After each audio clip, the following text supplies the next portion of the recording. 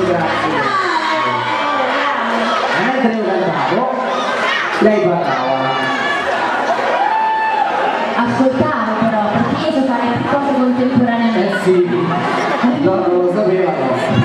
Se già parlare in cesti, immaginiamo le altre cose, no? Scherzetto. Dai, facciamo a parlare, siamo in picchia. Va bene. Parliamo. Prego, grazie.